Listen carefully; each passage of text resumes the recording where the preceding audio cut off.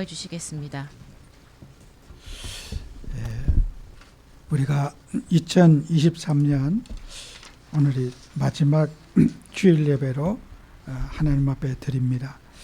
우리가 한 해가 금방 또 지나왔고 또 이제 내일이면 우리가 새해를 맞이하게 됩니다.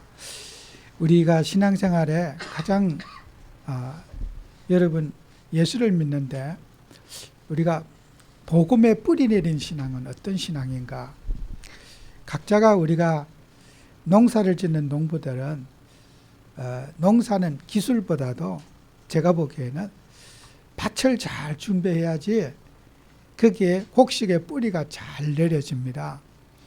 아무리 기술이 좋아도 뭐 해도 그 밭에 토양이 뿌리 내리기 어려운 토양에 있으면은 그 이제 농사가 잘 될 수가 없어요. 그래서 밭이 기름지고 아주 영양이 풍부한 그런 밭에 씨가 뿌려지면은 거기에 이제 곡식의 뿌리가 잘 내려서 곡식들이 잘 자라고 열매를 맺을 수가 있습니다. 그래서 우리도 신앙에 우리가 어디에다 토양에다 뿌리를 내려야 되는가? 이 복음의 씨가 잘 이제 기름진 밭에 이 복음의 씨가 떨어져야지 정말 30배, 60배, 100배 결실을 맺는데 이게 복음이 떨어진 밭이 토양이 나쁘면은 이 복음이 자랄 수가 없다는 거예요. 그래서 우리가 여러분은 이 복음에 자라지 못하게 하는 요소가 뭔가? 신앙이 자라지 못하고 성장하지 못하는 요소가 무엇인가? 우리가 이런 것들을 한번 살펴보는 그런 시간 되기를 바랍니다. 그래서 초대교회도 그렇게 성령 충만하고 전도 많이 하고 하나님의 뜻에 힘썼던 교회도 교회 안에 분쟁과 갈등이 있었어요. 그래서 교회 안에 분쟁과 갈등은 당연히 있는 거지. 분쟁과 갈등이 없다는 것은 그것은 좀 성경적이지 않지요. 교회는 언제나 갈등과 분쟁이 있으면서 그 속에 하나님이 또 역사하시는 거예요. 갈등과 문제가 있다고 해서 교회가 망하는 것이 아니라 갈등과 문제가 있음에도 불구하고 교회는 하나님이 지켜주시고 하나님이 교회를 이끌어 가시고 교회를 이루어 가신다고 하는 것이 우리 초대교회 교회의 역사입니다. 그래서 우리가 바울이 전도하고 예수님의 제자들이 전도한 현장에도 예루살렘 교회를 비롯해서 초대교회 예수님 전도한 그 현장에도 늘 교회 안에는 분쟁과 갈등이 있었어요. 그 분쟁과 갈등을 넘어서 하나님의 뜻이 이루어지게 되는 축복을 받게 된 거죠. 그래서 초대교회 분쟁과 갈등의 가장 표현을 잘한 내용 중에 하나가 고린도전서 1장 10절에서 17절의 말씀이에요. 이 고린도 교회가 분쟁과 갈등이 있는데 어떤 갈등이 있느냐? 고린도 교회는 사도 바울이 말하기를 4가지의 파가 있다고 그랬어요. 첫 번째 파는 바울파가 있고 또 아볼로파가 있고 게바파가 있고 그리스도파가 있었다 그랬어요. 그렇게 초대교회는 교회 안에 다양한 사람들이 교회 안에 모여들었고 그 사람들이 똑같이 예수 믿는 사람들인데 성향이 다 다르다고 하는 거죠. 그래서 고린도 교회는 특색 있는 사람들이 모여들었어요. 이 고린도 교회는 항구에 있는 도시인데 아가야의 수도가 고린도 교회입니다. 그래서 로마 땅에는 북쪽에 로마가 있고 로마 바로 밑에 마게도냐가 있고 그 마게도냐 바로 밑에 아가야라고 하는 그 도시가 있어요. 그 아가야의 수도가 바로 고린도가 아가야의 수도였어요. 그래서 그 아가야에는 에덴이라는 도시가 있고 거기에 또 그 밑에 그 에덴 밑에는 조그만 그레다라고 하는 또 섬이 있어요. 이렇게 로마도 길쭉하게 이렇게 되어 있는데 그 고린도는 항구에 있는 항만에 있는 도시예요. 그러다 보니까 사람들이 장사하고 또 사업하는 사람들이 많이 모여드는 무역의 도시였고, 그러다 보니까 각국 외국에서 또 각 나라에서 각 지역에서 많은 사람이 모여드는, 그야말로 다민족들이 모여지는 그런 동네가 바로 고린도라고 하는 도시였어요. 그것도 고린도는 무역을 하다 보니까 돈이 많아요.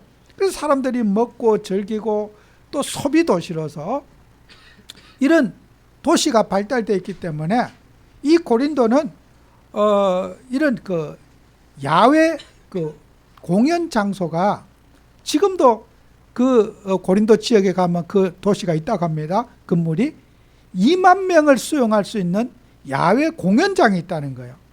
아마 지금부터 오랜 초대교회 시대에 지금도 2만 명을 수용할 수 있는 장소가 적지 않은데, 그렇게 어마어마한 공연장이 있다고 하는 것은 그 도시가 얼마나 번창하고 화려했던 것을 우리가 알 수가 있죠.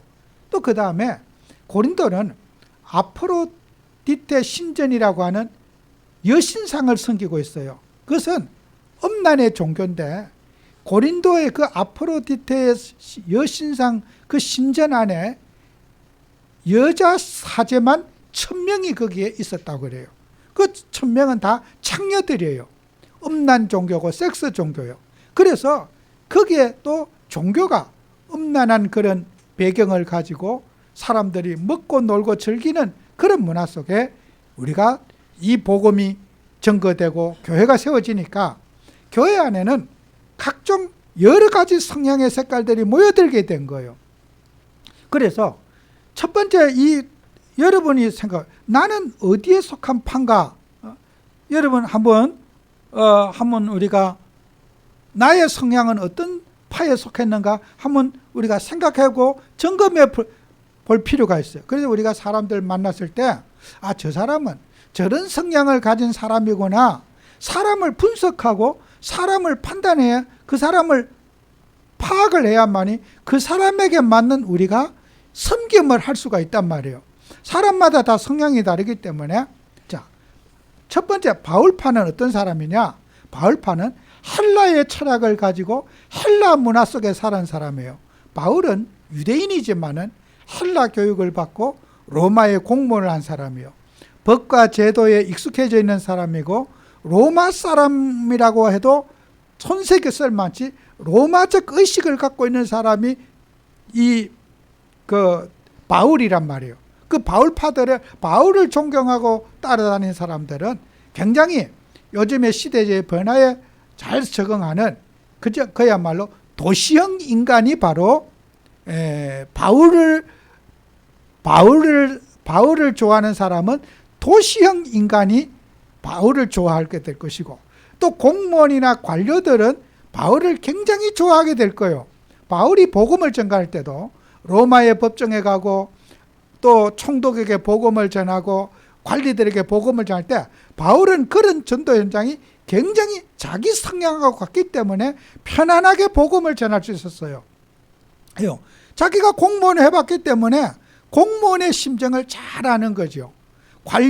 자기가 관료를 해봤기 때문에 관료들이 어떤 성향을 가지고 있는 것을 바울은 누구보다 잘 알고 있기 때문에 그 바울을 좋아하는 사람들은 그래도 그 시대의 공무원들이나 그 시대의 관료들이나 이런 사람들이 바울이 전하는 이 복음을 좋아했을 거란 말이에요. 그 다음에 아볼로는 어떤 사람이냐? 성경학자예요. 아주 성경에 능통하고 성경을 잘 가르치는 사람이에요. 그걸 교육자란 거예요. 교육 목회를 하는 사람이에요. 여러분, 우리가 사람들이 성경 말씀을 잘 가르쳐주고 이해시켜주고 하면은 사람들이 좋아하는 사람이 있어요. 성경 공부하자면은 좋아서 성경 공부를 좋아하는 성향을 가진 사람이 있단 말이에요. 그러면 그 아볼로파 같은 사람도 소중한 사람이고, 바울을 좋아하는 사람도 다 예수 믿는 사람이고, 그 다음에 게바파는 뭐냐? 유대의 전통과 교리에 익숙한 사람이에요. 교회가 지켜야 될 법, 어떤 직분자의 역할, 주일 성서 사상, 헌금하는 습관, 이런 것은요 몸에 다 길들여진 사람이에요.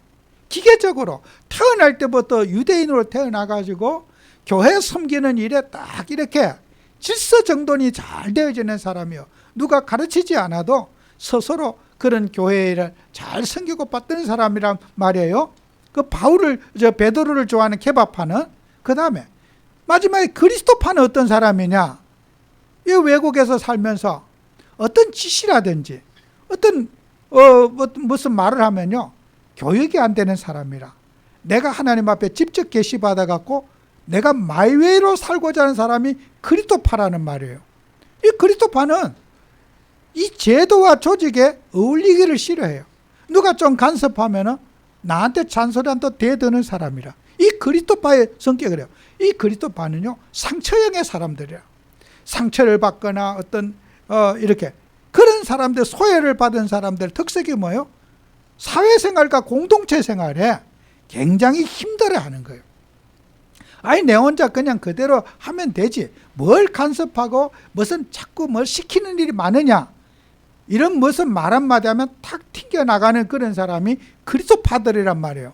그러면 나는 그러면 이 네 가지 중에 나는 어떤 부류에 속해 있는 사람인가? 또 이 네 가지 부류의 사람들, 여러분이 좋다 나쁘다 다 예수 믿는 사람들 아니에요? 이 사람들이 그리스도파가 바울파와 비교할 필요가 없어요. 이 그리스도파는 못 고쳐요. 그냥 그들의 성향대로 살도록 우리가 도와줘야 돼요. 어떤 교회 자부심을 가지고 막 대가 그러면 아이고 그러십니까? 예, 그렇게 하세요. 이렇게 하면 되는데, 그 사람을 교만하다고 뜯어 고치려고 하면 그 사람이 교회 못 다녀요. 그런 사람 교회 못 다녀요. 아니 그런 걸 갖고 왜 시험 들어요? 그러면 그 사람은 그걸 받아들이기 힘들단 말이에요. 그러면 우리가 그 사람의 성향대로 확 그냥 의기양양해 그러면은, 내가 막 그러면 아이고 대단하십니다 인정해주면 될 거 아니에요. 그걸 인정을 못 해주고 서로 꺾으려고 하니까 교회 안에 분쟁이 생기는 건 말이에요. 그래서 여러분이 사람들 잡을 때 저 사람의 성향이 어떤 사람인가? 저는요, 현장을 다니다 보면은 그 사람의 성향에 맞게 그 양보해주고 인정해주는데 뭐 제가 손해볼 게 뭐가 있습니까? 그러십니까? 훌륭하십니다. 참 좋으십니다. 칭찬해주고 격려해주면 될 일이지, 그걸 내가 그 사람을 바꿀 수는 없단 말이에요. 그래서 우리는 교회 안에 분쟁과 갈등을, 예수는 한 분이지만은 사람이 예수 믿는 색깔은 다 다른 거란 말이에요. 나와 같지 않고 그 사람은 그렇게 생각하는 걸 내가 그걸 왜 내가 고칠 수가 있냔 말이에요. 바울이 살던 시대도 초대교회도 그런 교회 안에 각자가 다른 성향을 가진 사람들이 모여가지고 그 성향끼리 부딪히는 일이 있었기 때문에 이런 설교의 말씀을 하시는 거 아니에요? 오늘 20절에도 바울은 그죠, 내가 복음을 가진 사람들에게는 이 말씀을 전하지 않기로 내가 노력을 했다. 남의 터위에 집을 세우는 것은 내가 거기에 방해 놓지 않으려고 했다. 사람이 성향대로 잘 섬기고 있는데 내가 그 가서 분탕질을 놓을 필요 없단 말이에요. 그 사람이 베드로의 말씀을 잘 듣고 있는데 내가 가지고 베드로 따라다니지 말고 나 따라다니라 하면서 계속 이렇게 내 제자를 만들려고 할 필요가 없다고 하는 거예요. 베드로 말씀을, 하나님 말씀 듣고 잘 살고 있는데 내가 아볼로파가 바울파와 아볼로 싸울 필요가 없이 각자가 그 믿음의 성향대로 하나님을 잘 받들면 되지, 그걸 서로 왜 분쟁하고 갈등하는가? 바울도 그리고 내가 남의 터에 이미 복음을 갖고 하나님 자녀가 됐는데 내 스타일대로 따라오라고 내가 강요할 필요가 없다고 하는 거죠. 그럼 나는 복음을, 일단 예수를 믿고 있는 데는 나는 전도 안 하기로 노력을 했다. 어떤 거든지 내가 그 성향에 부딪히는 사람이 분쟁과 갈등을 일으키는 사람이 되고 싶지 않다고 하는 것이 오늘 성경 말씀이 주는 우리의 본문의 내용입니다. 그렇다면 오늘도 우리는 마찬가지예요. 여러분은 현장에 가서 이런 성향들을 존중해주고, 우리가 전해야 될 건 뭡니까? 십자가에 못 박히신 예수 그리스도 한 분만 증거하면 된다. 다른 거는 우리가 주장하지 말고 예수만 똑바로 전하자. 우리는 사람을 따라가는 것이 아니라 하나님을 섬기고 되고 하나님을 받들게 하고 하나님께 영광 돌리는 삶을 살도록 우리가 노력하자. 이것이 오늘 성경이 우리에게 주는 교훈입니다. 그래서 구약에서도 엘리야와 엘리사의 관계를 우리가 한번 생각해 볼 수가 있어요.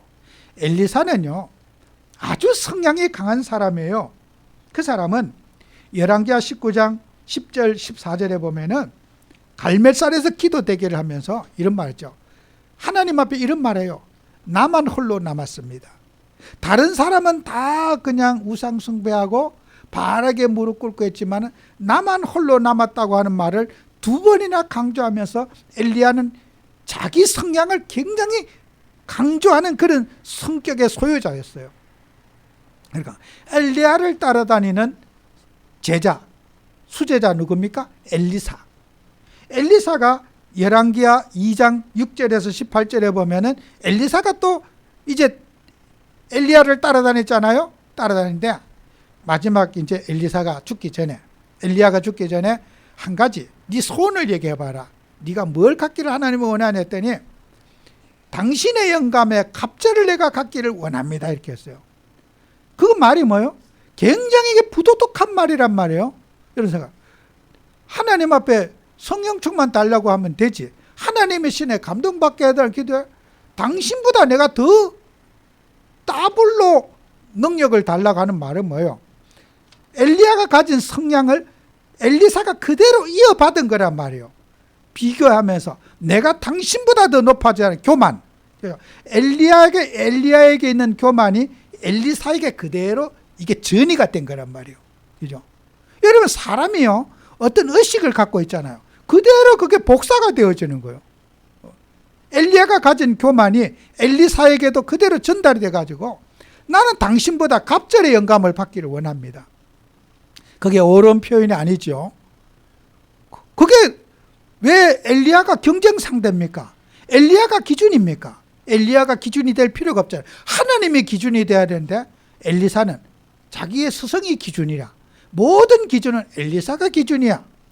근데 그러니까 하나님이 엘리야를 회리바람을 타고 죽음을 보지 않고 시체를 고마 싹 갖고 어디에다 가버렸어요. 그러니까 만약에 엘리사가요 시신을 어디 무덤을 놔뒀다. 전부 다 엘리사 무덤에 가서 기도했을 거예요. 우리 하나님의 종 엘리사한테 막 제사도 지내고 이랬을 거예요. 능력을 나타냈던 하나님의 종 하면서 하나님은 엘리야가 우상이 될 것을 이미 우상이 되어져 있고 우상이 되었기 때문에 하나님은 엘리야의 시체를 없애버린 거예요. 그것을 지켜보던 50명의 선지자들이 엘리야의 바람을 타고 없어졌잖아요. 시신이 3일을 찾은 거예요. 시체가 어디 바람에 날아가긴 봤는데 어디에 떨어져 있을 건데 우리가 그 시체 찾아서 시신 수습이라도 하자거든 3일 동안 찾았는데 엘리야의 시신을 찾을 수가 없었어요. 여러분 우리가 사람이 살아가는데 엘리야가 가진 성향 사람 중심으로 사람을 쫓아가고 사람을 바라보는 거 그러니까요 엘리야가 가지고 있는 한계가 바로 그거예요. 나를 자꾸 내 능력 내가 어떻게 하고 내가 주장하고 내가 기도하고 내가 했다고 하는 자기를 주장하는 그것이 그를 따르는 제자도 어떻게 해요? 전부 다 자기중심적 성향을 갖게 된단 말이에요. 그러니까 엘리야는 그런 사역을 하면서 자신이라고 하는 한계를 넘어서지 못하고 그 자신이라는 한계를 엘리사에게 물려주고 50여 제자에게 물려줘서 사람을 추종하게 만드는 그런 사역을 했다는 말이에요. 그래서 그 엘리야의 영향이 예수님 시대도 마찬가지예요. 변화산에 나타날 때 엘리야의 모습이 나타나는 거예요. 사람들은요 엘리야가 받았던 능력 내게도 달라고 기도하는 거예요. 그게 아니죠. 하나님의 성령의 역사하면은 만족할 수 있는데 여러분 속에 있는 성령 여러분 속에는 하나님이 함께하는 성령의 능력과 성령의 역사면은 만족해야 되는데 성령이 아닌 내 사람을 통한 뭘 받고자 하는 거란 말이에요. 이게 사람을 쫓아가는 성향이 있단 말이에요. 그래서 여러분 우리 예수 믿는 사람은 성령의 능력이면은 완벽한 답이 되는 거예요. 성령인도면은 완전한 답이 되는 거죠. 엘리야가 없어도 되고 엘리사가 없어도 돼요. 우리는 엘리야도 사라지고 모세도 사라지고 그리스도가 나의 인생의 주가 돼야 되는데 그리스도가 내 인생의 주가 되지 못한다고 하는 거죠. 그란 말이에요. 그것이 바로 우리는 엘리야 엘리사 신앙을 능가해야 된다. 여러분은 정말 이 시간에 우리는 엘리야의 벽을 넘고 엘리사의 벽을 넘어야 된다. 누구하고 비교해서 내가 저 사람보다 내가 더 잘 돼야 돼. 그런 비교의식에서 우리가 해방받고 하나님 바라보는 우리 성도들이 돼야 된다. 그죠? 여러분 속에 있는 함께 하시는 그리스도, 나와 함께 하시는 그리스도로 만족하고 하나님으로 행복하고 하나님 속에 응답받는 그런 신앙인이 돼야 된다고 하는 것이 오늘 하나님 말씀해 주신 내용이죠. 그러면 여러분과 저는 현장에는 두 종류의 사람들이 있어요. 여러분이 살아가는데 불신자에게 주는 메시지가 있고요, 신자에게 주는 메시지가 있어요. 불신자는요, 여러분 사도행전 8장 4절에서 8절에 그 말씀에 사마리아의 복음이 전거됐을 때는 거기에 가니까 각종 병자들, 가난한 자들, 또 사회적으로 무시받는 자들, 귀신에 들린 자들, 이런 많은 치유 대상자들이 있는 거죠. 여러분이 돈이 없는 게 문제가 아니고 병든 게 문제가 아니라 이 사람들은 뭐요? 정상적인 사회생활에 함께 할 수 없는 비주류의 사람들이란 말이에요. 공동체 생활에 사마리아 사람들은 유대인의 공동체에 함께 하기가 조금 부담스러운 사람들이란 말이에요. 왜요? 돈이 없어서가 아니잖아요. 의식과 생각에 늘 억압되고 눌려있는 사람들이기 때문에 유대인 공동체에 함께 할 수 없는 비주류의 사람들이란 말이에요. 근데 사도행전 17장 1절에서 8절에 있는 데살로니가 교인들은 또 아니에요. 이 사람들은요, 주류의 사람들이에요. 헬라의 기부인과, 그렇게 여러분 헬라의 기부, 어떤 관료에 가지고 경제적으로 안정되어 있고 규모가 있고 사회생활을 할 수 있고 이런 사람들에게 주는 메시지가 있지 않아요? 그러면요, 여러분 우리가요 세상에 상처받은 그런 사람들에게 주는 메시지가 있고요, 또 우리가 가진 자들, 어떤 규모 있고 갖춰진 사람들에게 주는 메시지가 있어야 될 거 아니에요? 그럼 우리가 두 사람을 어떻게 파악하고 그들에게 우리가 맞는 답을 줘야 되잖아요. 우리가 가난한 자가 기준이 돼서도 안 되고 부자가 기준이 돼서도 안 돼요. 뭐 정치 지도자가 기준이 돼서도 안 됩니다. 우리는 각자가 가지고 있는 상황에 맞는 하나님의 말씀으로 그들을 공경하고 섬겨야 돼요.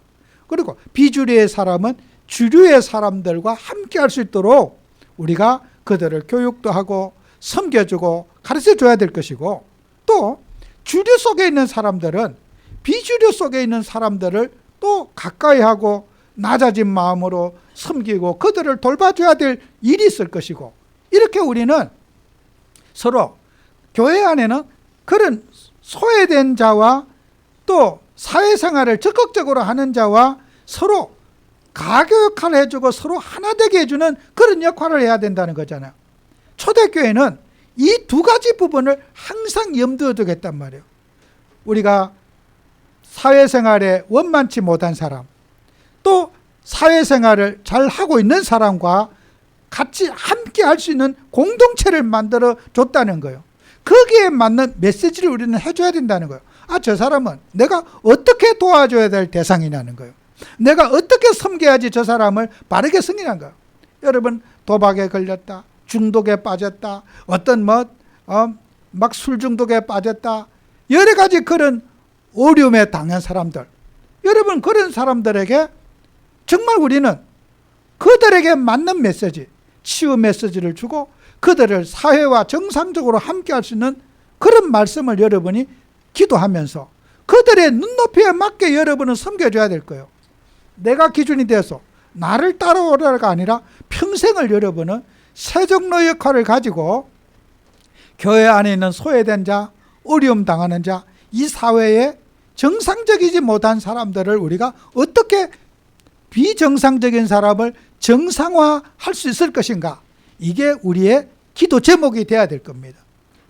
우리가 정말 여러분이 복음 가진 하나님 자녀가 이런 부분을 가지고 여러분 항상 현장과 눈높이하고 현장의 백성과 함께하는 그리스도의 사람이 돼야 된다.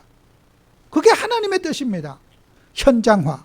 내가 어떻게 현장의 백성을 수용하고 그들에게 맞는 복음을 전하고 그들과 함께할 수 있는 복음이 될 건가. 정말 이 시대를 복음한 모든 선교사님들과 하나님의 종들은 지금 말한 이 부분을 가슴속에 새기지 않은 사람은 선교사님이 된 적이 한 번도 없어요. 미국의 선교사님이 이 나라 와서도 그런 마음으로 대한민국 사람들을 복음 전해서 이렇게 변화시켰고, 또 우리는 오지에 가서 복음을 전하는 수많은 하나님의 종들이 그런 도시에 살던 교역자가 시골에 농사 짓는 데 가서 복음을 전할 때 그 농사 짓는 분들에게 그걸 도시에 살던 도시형의 사람이 시골의 농부에게 가서 복음을 전하는 그 일이 쉬운 일이겠습니까? 결코 어려운 일일 거예요. 시골에 농사 짓고 단순하게 사시는 그분들에게 도시형의 사람이 복음을 전하는 얼마나 힘들겠습니까? 제가 어렸을 때 시골에 잠깐 있을 때 여기에 도시에 계시는 평생 교육자로서 참 곱게 살아오신 목사님이 연로하셔가지고 시골에 농사 짓는 저희 시골에 오셨어요. 근데 그분이 항상 우시는 걸 많이 봤어요. 섭섭해가지고. 내가 참 도시에서는 이렇게 학교 교육자로서 대접받고 평생 예우를 받고 살았는데 말도 안 되고 삐지고 목사님한테 대들고 이러면은 이렇게 이제 목사님은 항상 그걸 속으로 새겨야 되니까 나이 드신 연로한 할아버지 목사님이신데 섭섭해가지고 늘 저한테 그 섭섭한 말씀을 하셔요. 내가 참 이렇다고 그런 하소연을 하셔요. 제가 어린 저에게. 근데 제가 그 말씀을 들으면서 정말 어린 애기 같은 순수한 할아버지 목사님이신데 이 농촌의 문화를 농사 짓는 것도 보지도 못했고 그 농사 짓는 사람이 그렇게 단순하게 살 때 모르고 어떨 때는 한 번 우시는데 수박을 이제 농사 지었고 이런 게 큰 거 가져오셨어요.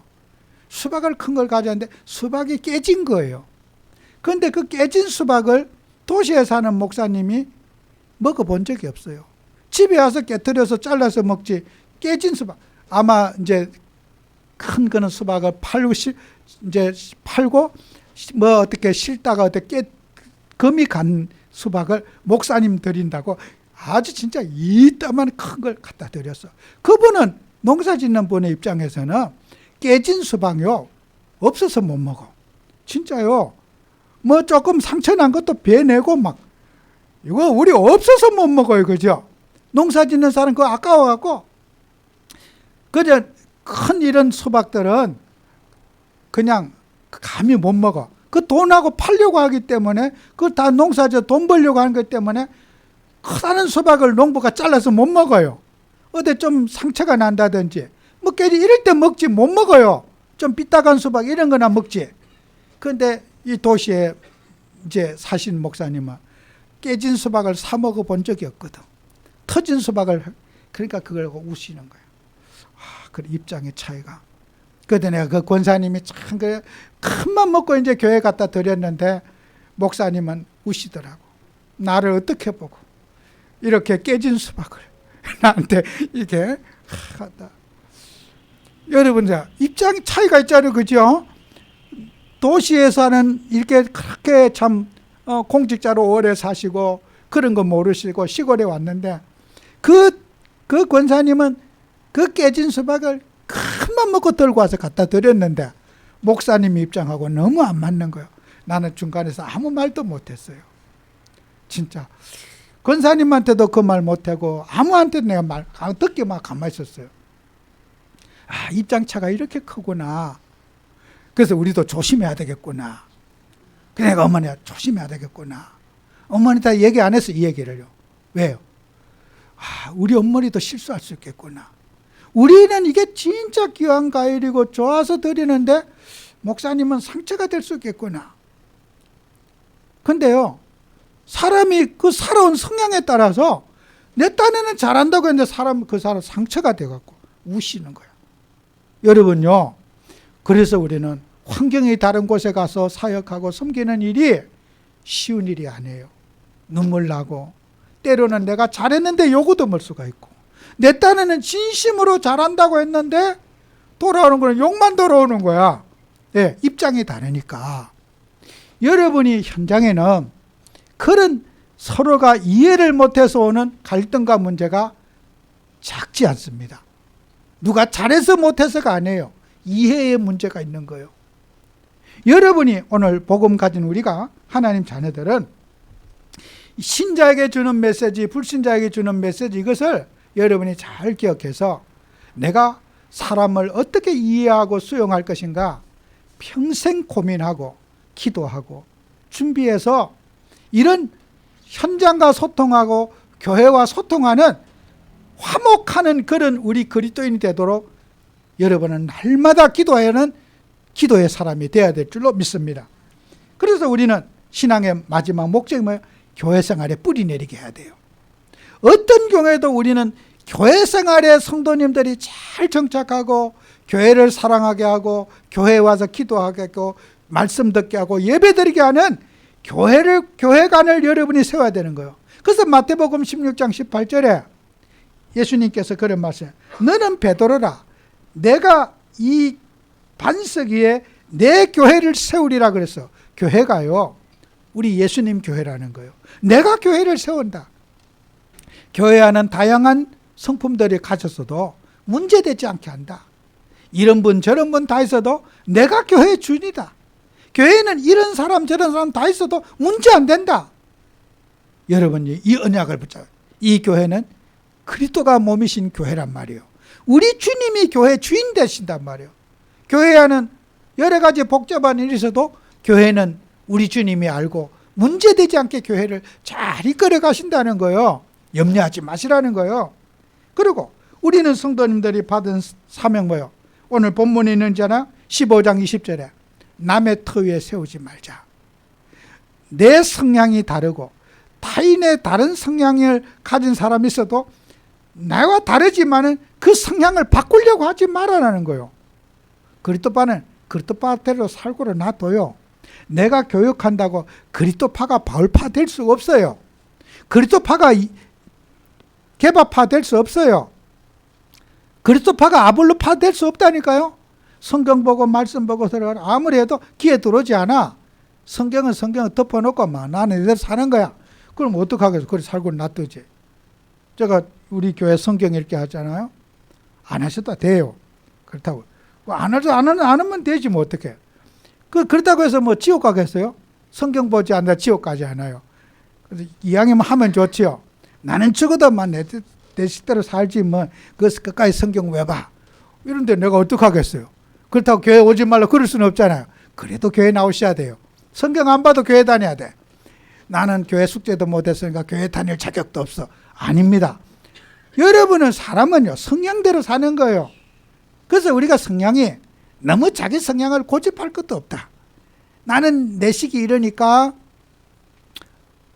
거기에 우리가 부딪혀 서로 노력하고 서로 개개인이 노력하지 우리가 내 생각을 내니까 자기 성향을 너무 주장하지 말고 여러분은 보고만 해서 서로 수용하고 함께하고 나는 이런 성향을 가졌기 때문에 내가 부족한 부분, 저런 성향을 가진 사람에게는 내가 참 힘들다. 그러면 그 사람을 고칠 거 아니라 내가 변화받으려고 노력을 해야 되겠죠. 그죠? 여러분이 그리스도파를 만나고 개파파를 만나고 율법을 따지고 또 뭐 서로 교회 법도 도리 따지면은 좀 불편하지만은 예 하고 그냥 넘어가주면 얼마나 고맙겠어요. 그죠?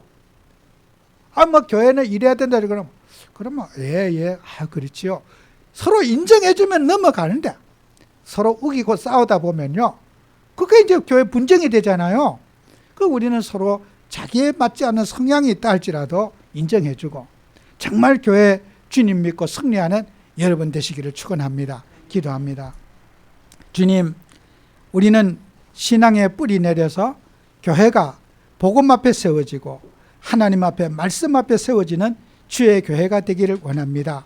현장을 우리가 이해하고 사람들 수용하며 이해하며 섬김의 역할을 다할 수 있도록 축복해 주옵소서.